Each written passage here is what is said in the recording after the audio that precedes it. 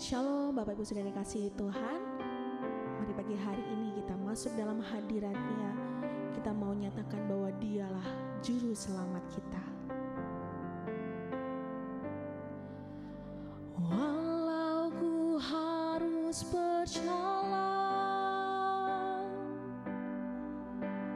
dalam lembah kekelaman, perlindungan-Mu oh Tuhan nyatalah bagi hidupku. Tiada pernah sedetik pun, tiada pernah Kau tinggalkan. Sungguh mulia dan sempurna, hanya Kau layak disembah. Yesus, Engkau juru selamatku, dalam janji-Mu kemenanganku. Selamanya kan ku nyatakan besar setia-Mu Tuhan di hidupku.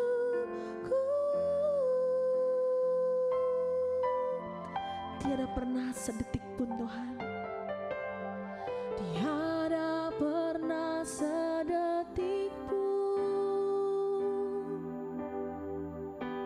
tiada pernah Kau tinggalkan. Sungguh mulia dan sempurna,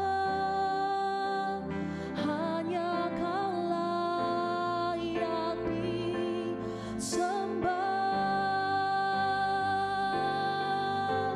Yesus, Engkau juru selamatku, dalam janji-Mu kemenanganku. Selamanya kan ku nyatakan besar setia-Mu Tuhan di hidup. Yesus, Engkau juru selamatku, dalam janji-Mu kemenanganku.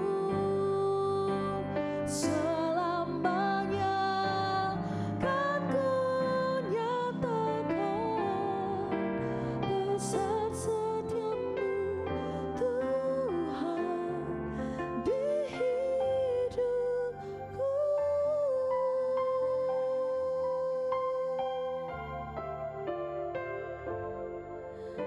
Terima kasih Tuhan Yesus untuk kebaikan-Mu Tuhan. Kaulah juru selamat kami yang hidup Tuhan. Kami bersyukur Tuhan pagi hari ini Tuhan memberikan kami kesempatan yang baru.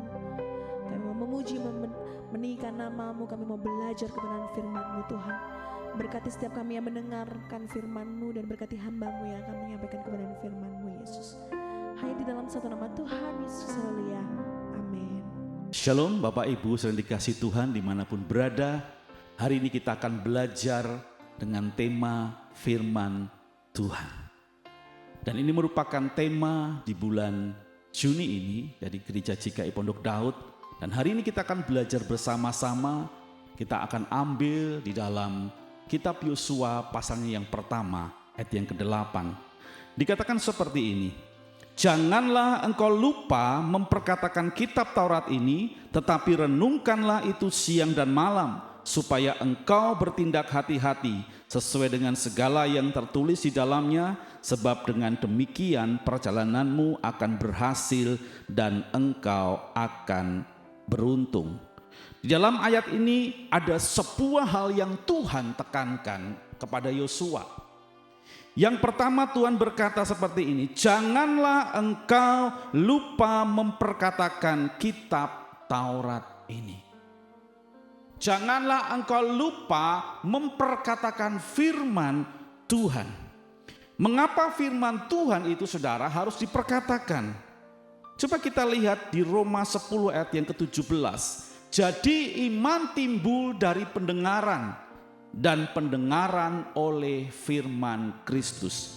Saya percaya ketika kita mendengar perkataan firman Tuhan, maka iman itu atau firman itu akan masuk dalam hidup kita, sehingga apa? Iman kita semakin hari semakin bertumbuh di dalam Tuhan.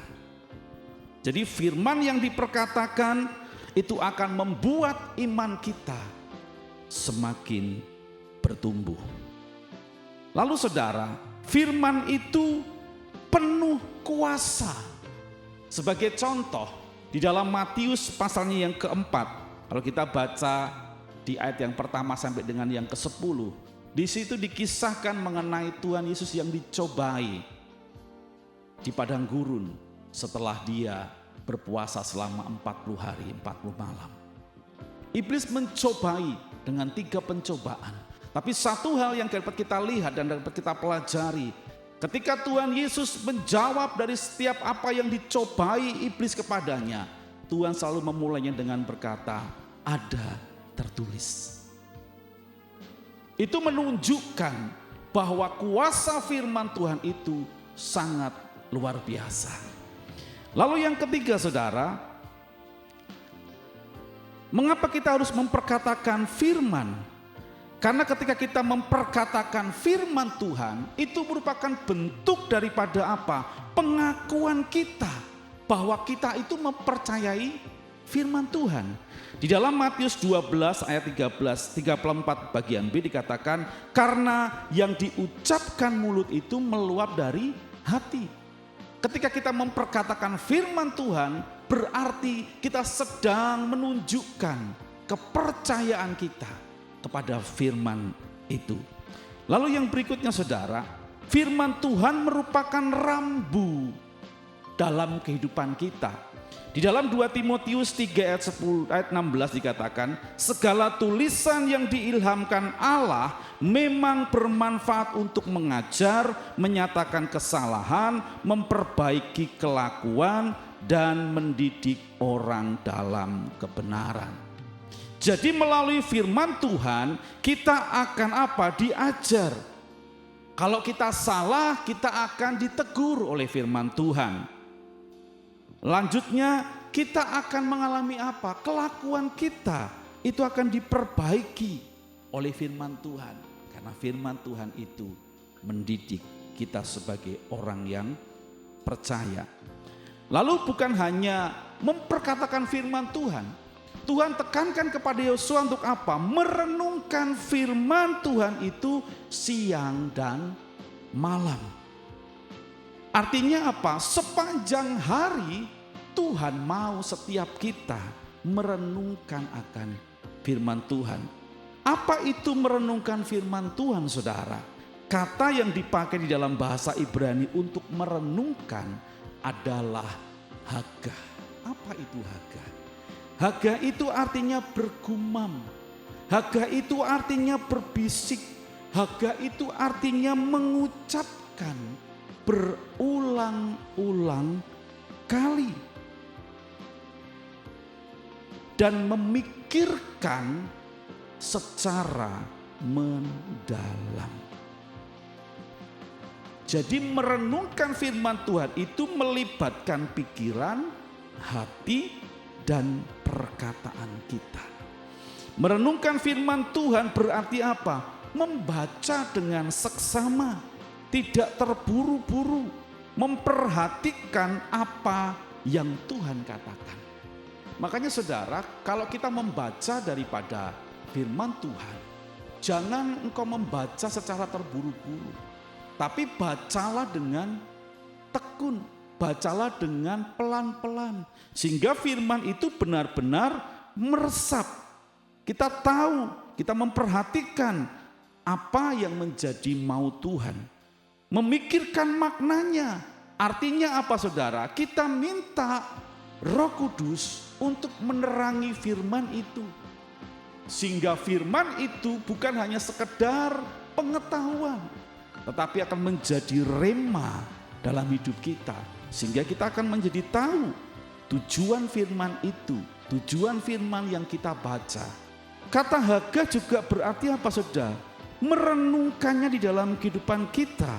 Ilustrasinya seperti ini saudara, merenungkan itu seperti ini. Seperti seekor sapi yang mengunyah kembali makanannya. Kalau kita melihat ketika sapi makan makanannya, maka dia akan makan rumput yang disediakan atau rumput di padang itu dengan lahap. Dia akan makan terus, makan terus, makan terus, makan terus. Lalu setelah dia beristirahat, sudah lihat mulut sapi itu tidak berhenti mengunyah padahal dia sudah selesai makan. Ternyata dia sedang memuntahkan kembali apa yang tadi dia makan untuk dia kunyah pelan-pelan. Supaya apa? Setiap makanan yang dia makan itu dapat dicerna dengan baik sehingga sari-sari makanan itu dapat diserap oleh tubuhnya. Demikian itu gambaran saudara mengenai kita merenungkan firman Tuhan. Tuhan mau kita mengunyah, kita hagah kepada firman Tuhan. Sehingga sari, sehingga tujuan, sehingga maksud dari firman itu dapat kita cerna dengan baik. Sehingga akan menjadi kekuatan dalam hidup kita. Lalu saudara, hasil kita memperkatakan firman Tuhan dan merenungkannya dalam kehidupan kita siang dan malam, maka dikatakan apa? Maka engkau akan bertindak hati-hati sesuai dengan segala yang tertulis di dalamnya. Saudara, firman itu seperti rambu kehidupan kita. Ya, ilustrasinya sebagai contoh. Ketika kita berkendara di jalan, kita pasti akan menjumpai begitu banyak rambu. Ada rambu dilarang berhenti, ada rambu yang garis lurus tanpa putus-putus artinya dilarang mendahului. Kemudian kalau di perempatan kita jumpai ada lampu merah, kuning dan hijau, itu bukan hiasan. Tetapi itu adalah rambu. Merah artinya berhenti, kuning artinya siap-siap, hijau artinya jalan. Coba saudara, kalau kita melanggar rambu itu, apa yang terjadi? Atau seseorang yang lain di perempatan yang harusnya merah, dia tetap jalan. Pasti akan terjadi sebuah kecelakaan yang akan merugikan banyak orang. Ya. Makanya saudara, firman itu sebagai rambu supaya kita apa? Dapat bertindak hati-hati. Ketika kita diperhadapkan dengan sebuah pilihan, kita kembalikan kepada firman Tuhan. Apakah keputusan kita itu benar atau tidak? Kalau kita landaskan dengan firman Tuhan, maka kita akan memiliki sikap dan tindakan atau keputusan yang benar di dalam Tuhan. Mazmur 119 ayat 105 dikatakan, firman-Mu itu pelita bagi kakiku dan terang bagi jalanku. Firman Tuhan itu akan menjadi penuntun hidup kita. Dan kita akan tahu Tuhan akan mengarahkan hidup kita kemana. Lalu janji yang Tuhan berikan ketika kita melakukan firman Tuhan. Dikatakan di Yosua 1:8 tadi, sebab dengan demikian perjalananmu akan berhasil dan engkau akan beruntung. Berhasil dan beruntung. Bukan hanya berhasil, tapi kita mengalami atau menjadi pribadi yang beruntung. Artinya apa? Kita bisa menikmati keberhasilan kita.